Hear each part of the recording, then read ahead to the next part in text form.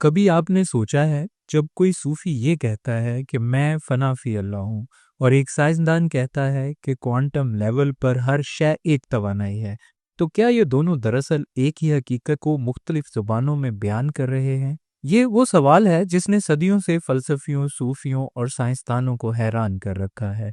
क्या तसव्वुफ और quantum physics सिर्फ अलग दुनियाएं हैं, या इनके बीच कोई ऐसा राज पोशीदा है जो हकीकत की बुनियाद तक पहुंचाता है? आज हम इसी राज के दरवाजे पर दस्तक देने जा रहे हैं, जहां रूहानियत, शऊर और साइंस एक दूसरे से मिल जाते हैं। तसव्वुफ वो इल्म जो इंसान को खुद से बाहर नहीं बल्कि खुद के अंदर ले जाता है। सूफी कहता है हकीकत बाहर नहीं, तुम्हारे दिल के अंदर है। बायजीद बिस्तामी कहते हैं मैंने खुदा को काबे में नहीं अपने दिल में पाया। यही वो नज़र है जो इंसान को वहदतुल वजूद यानी यूनिटी ऑफ एग्जिस्टेंस तक ले जाती है, कि सारी कायनात एक ही हकीकत का इजहार है। अब ज़रा ध्यान से सुने, क्वांटम फिजिक्स भी यही कहती है कि एटम के अंदर कोई ठोस मादा नहीं, सिर्फ तवानाई की लहरें हैं जो मुख्तलिफ शक्लों में ज़ाहिर होती हैं। क्या ये वही वहदत नहीं जिसे सूफी दिल से महसूस करता है और साइंसदान हिसाब से साबित करने की कोशिश करता है? अब आए साइंस की दुनिया में दाखिल हों। क्वांटम फिजिक्स वो साइंस जो एटम से भी छोटी हकीकतों को देखती है। ये कहती है कि कायनात के ज़र्रात एक ही वक्त में कई जगह मौजूद हो सकते हैं। ये भी कहता है कि सिर्फ मुशाहिदा करने से हकीकत बदल जाती है। यही है ऑब्जर्वर इफेक्ट। जब तुम देखते हो तो तुम्हारा देखना हकीकत को तब्दील कर देता है।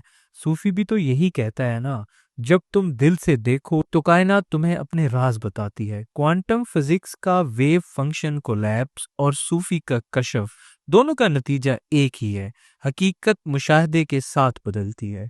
क्वांटम फिजिक्स में एक नया सवाल उभरा है, क्या शऊर कायनात पैदा करता है या कायनात शऊर पैदा करती है? सूफी कहता है कायनात मेरे अंदर है, बाहर नहीं। रूमी ने कहा तुम समंदर का कतरा नहीं बल्कि कतरे में समंदर हो। अब साइंसदान भी यही सोचने पर मजबूर हैं कि शऊर शायद पैदा नहीं होता बल्कि बुनियादी हकीकत है। यही नजरिया क्वांटम कॉन्शियसनेस कहलाता है। रॉजर पेनरोज और स्टार्ट हैमिरूफ जैसे साइंसदान कहते हैं शऊर दिमाग में नहीं बल्कि क्वांटम सतह पर पैदा होता है, यानी हकीकत की जड़ में। सूफी और साइंसदान दोनों एक ही सवाल के मुख्तलिफ रास्ते हैं। सूफी कहता है वक्त एक वहम है। अब क्वांटम फिजिक्स भी यही कह रही है कि माजी, हाल और मुस्तकबिल एक दूसरे से मुंसलिक हैं। आइंस्टाइन ने कहा था past, present and future are illusions. सूफी भी तो यही कहता है वक्त मखलूक के लिए है, खालिक के लिए नहीं।